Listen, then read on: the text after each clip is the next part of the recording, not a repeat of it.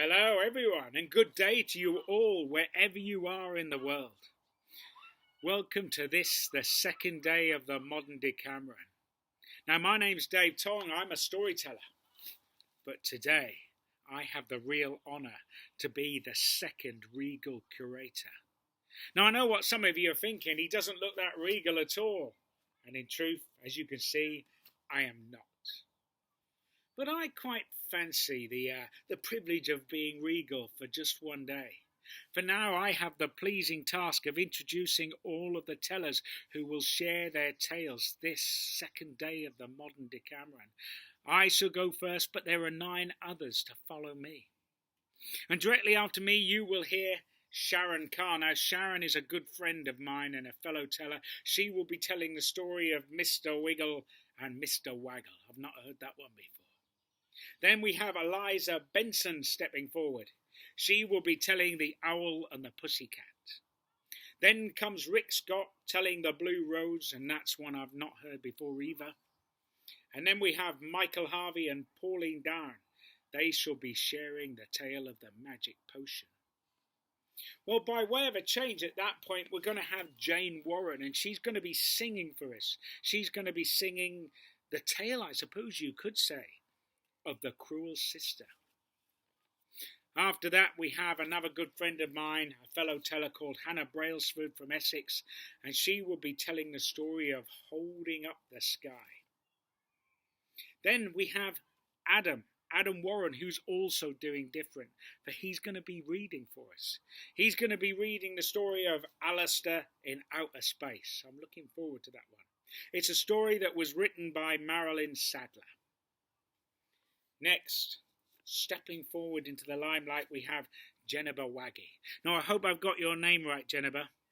And she will be telling Outspoken. And finally, the 10th tale, the final tale, of day 2, shall be told by another good friend of mine, another fellow teller, whose name is Maria Credali. She will be telling the Suffolk Miracle. Now, in truth, I do know this story because, of course, I come from Norfolk. Norfolk just above Suffolk, and sometimes we go down into that dark and strange place. And the tale that Maria will be telling is also dark and strange, as you will hear later on. But of course, I must kick off today. So in honour of the Decameron, I thought it might be nice that some of you might want to imagine that you are sitting on hills overlooking the beautiful city of Florence, sitting beneath the dappled shade of some ancient twisted tree, looking down on the red-tiled roofs of Florence, being warmed by the setting sun. Or maybe you're quite happy where you are, sitting at home, sitting in your garden. Wherever you are in the world, make yourselves comfortable. Grab some wine, maybe a cup of tea. I'll have a cup of tea in a while when I enjoy the rest of the stories. Listen, hearken unto our words, for we have many tales to tell. And my story is a very simple one. It's a story about a fool travelling the land. Picture him in his ragged clothes, his coat of motley, travelling from here to there to somewhere else, claiming that he was the wisest man in the whole land. Well, most people simply laughed at the fool. They didn't take any notice of him. Instead, they cast him some coin or perhaps some bread and alms.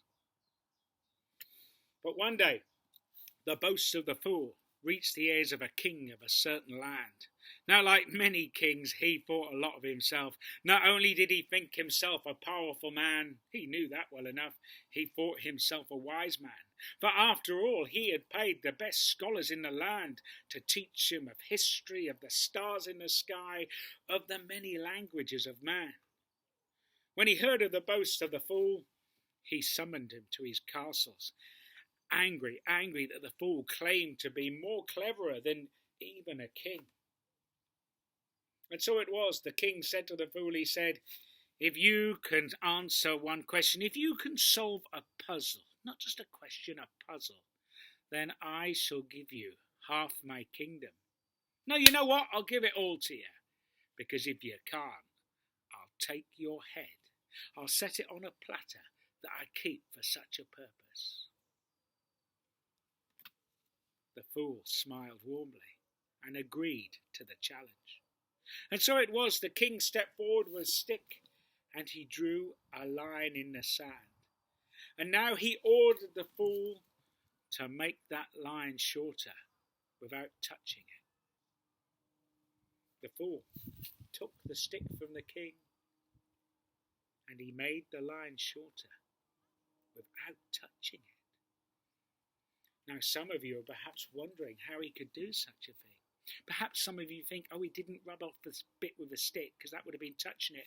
Maybe he blew on it, blew some sand into the line to make it shorter.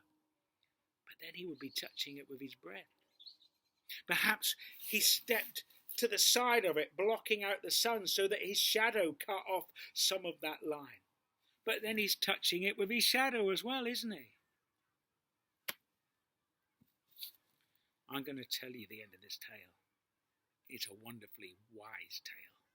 The fool simply stepped forward and he drew an even longer line next to the king's line, thus making the first line shorter. And so the fool became king. And what happened to the king I cannot say, for there my story ends. And now it's time for my good friend and fellow teller Sharon Carr to step forward. I hope you enjoyed my tale. I hope you enjoy her tale. I hope you enjoy everyone's tale this day.